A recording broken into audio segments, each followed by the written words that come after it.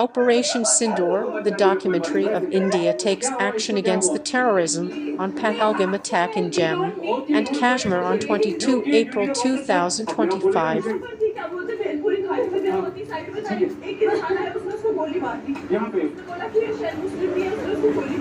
This Waters Treaty of 1960 will be held in abeyance with immediate effect. I say to the whole world, India will identify, track and punish every terrorist and their backers. Operation Sindoor 22 अप्रैल को पहलगाम में हुए विभत्स आतंकवादी हमले के शिकार मासूम नागरिकों व उनके परिवारों को न्याय देने के लिए लॉन्च किया गया था। It was deemed essential that the perpetrators and planners of the 22nd April attack be brought to justice. 9 terrorist camps were targeted and successfully destroyed. These locations are Lahore, Gujranwala, Chakwal, Rawalpindi, Attak, Bahawalpur, Miano, Chor, and near Karachi. To target civilian population is We're not going to get involved in the middle of war that's fundamentally none of our business. Terrorism and funding and backing terrorist organizations has been and was part of Pakistan's history. This was time to convey some message to our adversaries.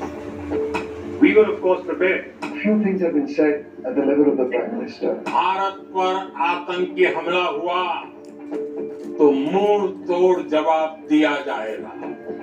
And this has never happened in India.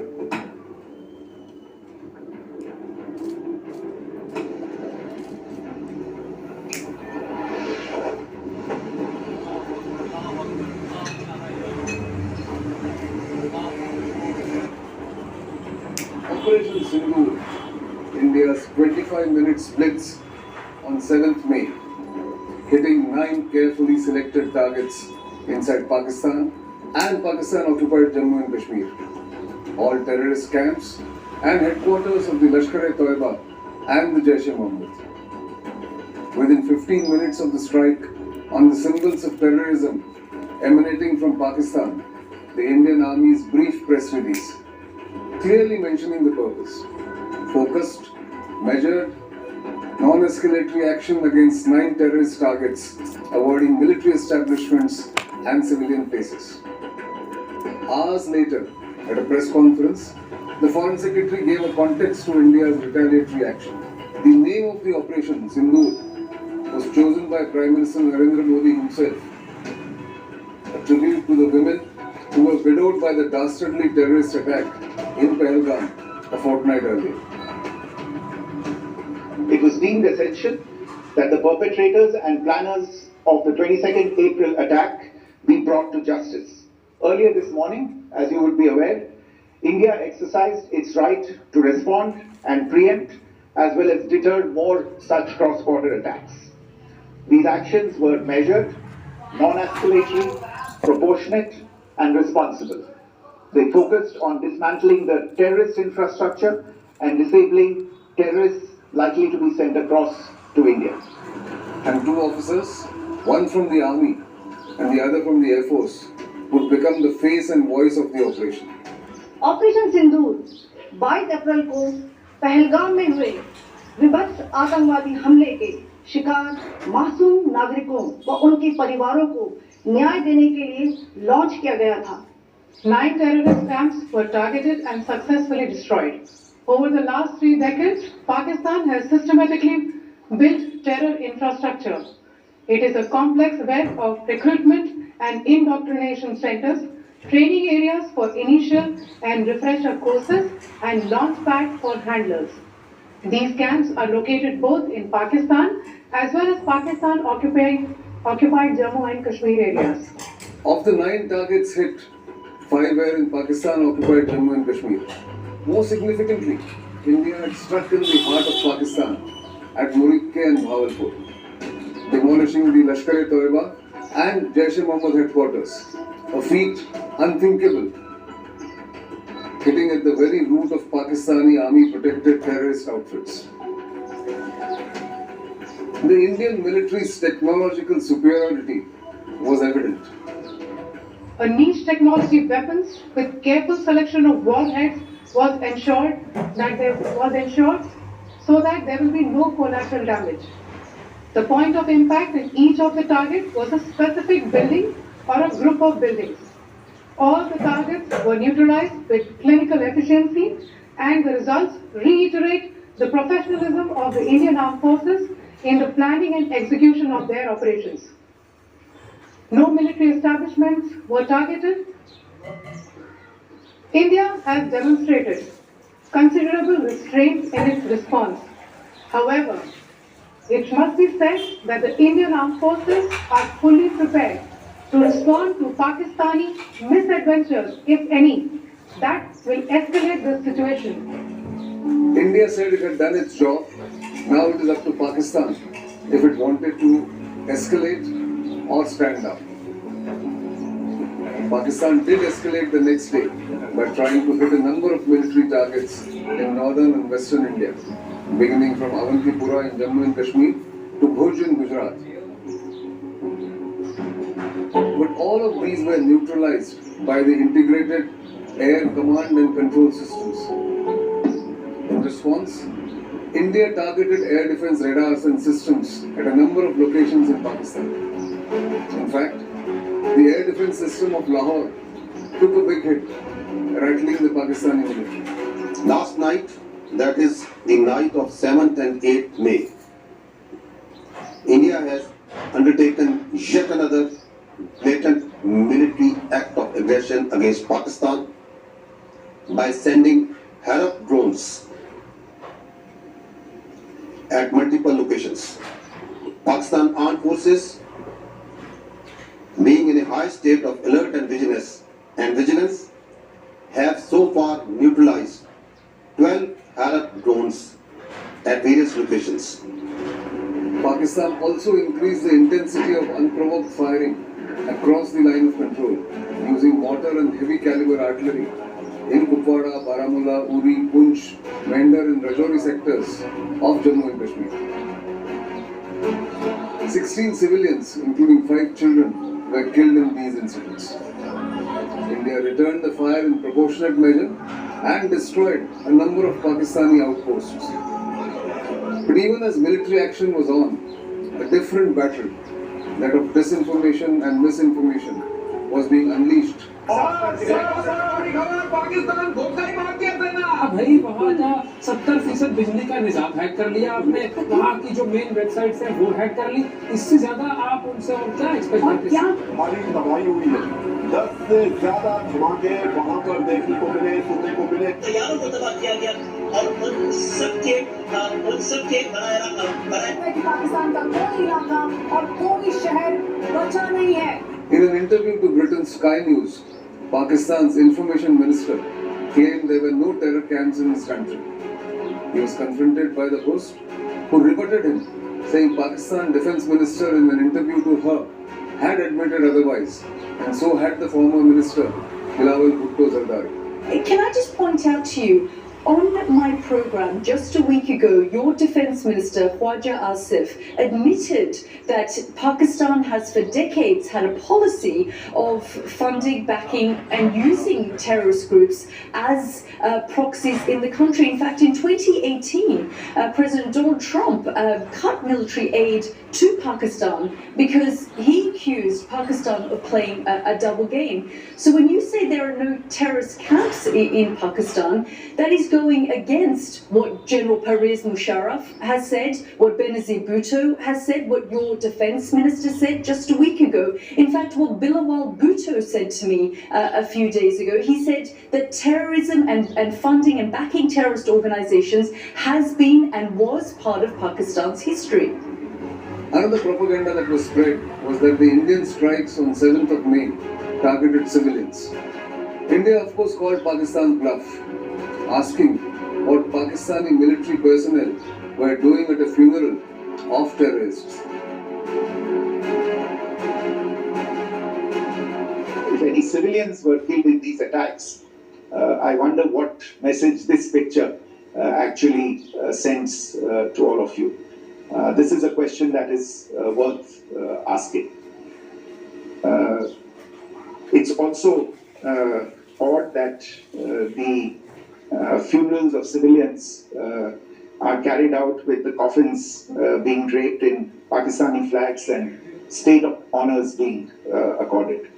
As far as we are concerned, the individuals eliminated at these facilities were terrorists. Giving terrorist state funerals may be a practice in Pakistan. Doesn't seem to make much sense to us. The next day, Pakistan carried out multiple drone attacks and some missiles along the entire western border, aiming to target military infrastructure. About 400 drone intrusions were attempted along the international border and the line of control, starting from Leh to Sir Creek at 36 different locations. Most of these were shot down or neutralized.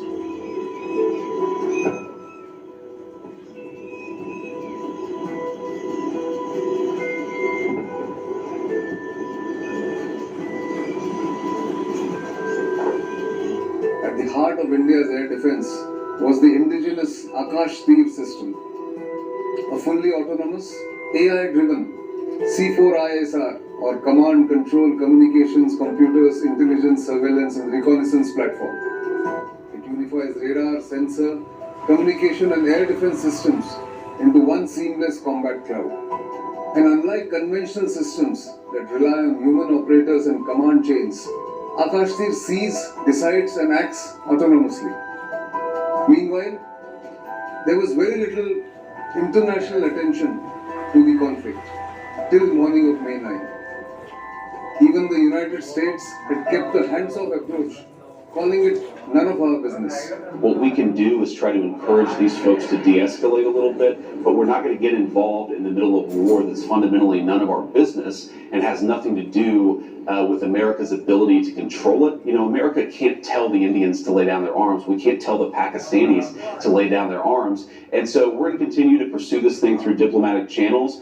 Our hope and our expectation is that this is not going to spiral into a broader regional war or, God forbid, a nuclear conflict. Matters suddenly turned late that night when Vance called Prime Minister Modi around 10:30 p.m. Indian Standard Time and informed India that the US had picked up intelligence about a likely massive attack planned by Pakistan in the next few hours. PM Modi listened and told Vance, "We will respond with double intensity if the attack goes through." India's military brass was told to be ready and directed to respond appropriately and as ferociously as possible. Sure enough, Pakistan's massive escalatory attack came post-midnight. Drones and high-speed missiles again targeted civilian areas and military infrastructure. Most drones were disabled or shot down. A high-speed missile was intercepted over Sirsa in Haryana. By dawn on 10th May, India launched its heaviest counterattack on 9 military bases in Pakistan, from Rafiki to Rahim Yar Khan. But the one that forced the Pakistani military leadership to go running to the US was on the Noor Khan Air Base at Rawalpindi, not very far from the headquarters of the Pakistani army.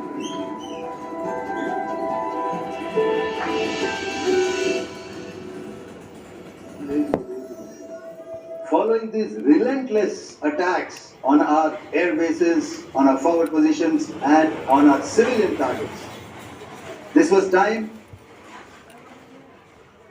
to convey some message to our adversaries.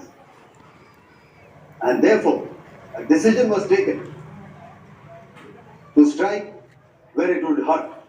Pakistani military targets at Rafiki, Murid, Chaklala, Rahim Yar Khan, Sukur and Chunian were engaged using air-launched precision weapons.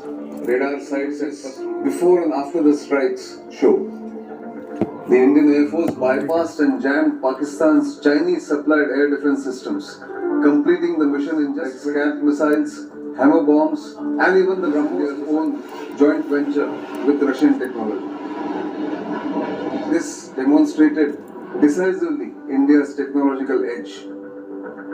Unnerved by the strikes, the Pakistanis reached out to US Secretary of State Marco Rubio, who in turn got in touch with India, did call his Indian counterpart Lieutenant General Rajiv Ghai and sought a ceasefire. India agreed. This was on Saturday, the 10th of May. 2 days later, Prime Minister Modi said Operation Sindoor had eliminated over 100 terrorists and set a new normal in India's fight against terrorism. Bharat पर आतंकी हमला हुआ तो मुंह तोड़ जवाब दिया जाएगा। हम अपने तरीके से अपनी शर्तों पर जवाब देकर रहेंगे। हर उस जगह जाकर कठोर कार्रवाई करेंगे जहां से आतंकी जड़ें निकलती हैं। दूसरा, कोई भी न्यूक्लियर ब्लैकमेल भारत नहीं सहेगा। न्यूक्लियर ब्लैकमेल की आड़ में पनप रहे आतंकी ठिकानों पर भारत सटीक और निर्णायक प्रहार करेगा। तीसरा, हम आतंकी सरपरस्त सरकार और आतंकी आकाओं को अलग अलग नहीं देखेंगे। ऑपरेशन सिंदूर के दौरान दुनिया ने पाकिस्तान का वो घिनौना सच फिर देखा है, जब मारे गए आतंकियों को विदाई देने पाकिस्तानी सेना के बड़े बड़े अफसर उमड़ पड़े। स्टेट स्पॉन्सर्ड टेररिज्म का ये बहुत बड़ा सबूत है। Prime Minister made clear what was India's new normal. Fitting response to every terror attack, no tolerance for nuclear blackmail, no distinction between terrorists and those supporting them in Pakistan. Security analysts believe Prime Minister Modi's explicit mention of India's response to future terrorist attacks is a first. This is the first time in my living memory that few things have been said at the level of the Prime Minister. Number one, that if there is a terrorist attack, we will respond. Now, this was done in 16, in 19, so what is new this time? I think what is new this time is, he is saying that not only will I respond, because this is the new normal, but I will respond in a manner that hits the heart of the terror machine. And I will hit the sponsors and the masterminds. And I will not make any difference between the masterminds and government-sponsored terrorism. And the most important is, he said all of this, not in anticipation of an action, but after having taken the action. So, he is actually telling you that I mean what I say. And this has never happened in the history of independent India. This is historic. Historic indeed. And the trigger for that was the burning of civilians in the Kashmir Valley. On Tuesday, the 22nd of April, the lush green meadows of Baisaran Valley looked as picturesque as ever. About 1,500 odd tourists were soaking in the natural beauty of the place ringed by dense forest till gunshots rang out. Eyewitnesses said 3 to 4 men dressed in uniform emerged from the woods, singled out male tourists, asking them about their religion and shot them dead. The mayhem lasted about 20 minutes, in which 26 tourists, including a Nepalese national, were killed. Baisaran is about 6 kilometers from Pahalgam. The distance isn't motorable. So to get there, one can either walk or take a pony ride. By the time help arrived and the security forces surrounded the area, the terrorists had vanished into the wilderness. The relative inaccessibility of the place, a sizable gathering, there were no security presence, and the surrounding woods had made it a convenient terror target. As clippings of the aftermath were posted and shared on social media, and news of the carnage emerged, the extent of devastation amplified many times over. This was the maximum civilian casualty in a single incident of terrorism unleashed in India since the 26/11 Mumbai attacks. The victims had come from all over the country, and as a shocked nation mourned, grief slowly gave way to anger. Calls for revenge against terrorism sponsored by Pakistan grew. Prime Minister Modi, who was on a visit to Saudi Arabia, cut his trip short and returned home immediately. An emergency meeting of the Cabinet Committee on Security, or CCS, India's apex body on security matters, followed. At a late evening press briefing, Foreign Secretary Misri articulated India's initial diplomatic response to terrorism emanating from Pakistan. The Indus Waters Treaty of 1960 will be held in abeyance with immediate effect until Pakistan credibly and irrevocably ensures its support for cross-border terrorism. 2.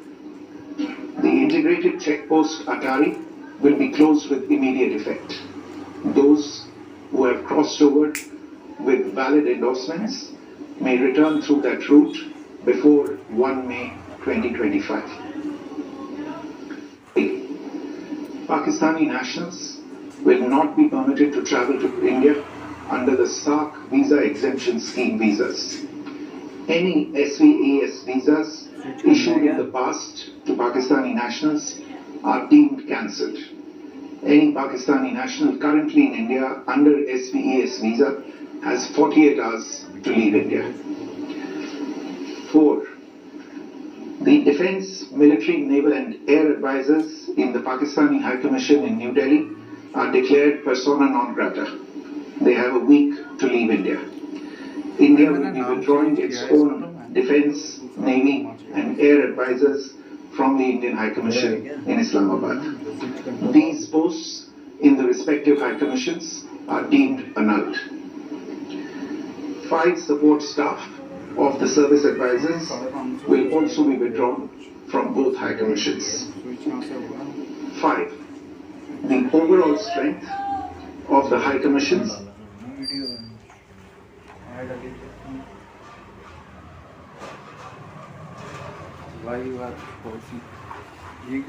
will be brought down to 30 from the present 55 through further reductions to be effected. We are really proud for having such a great leader, Prime Minister Mr.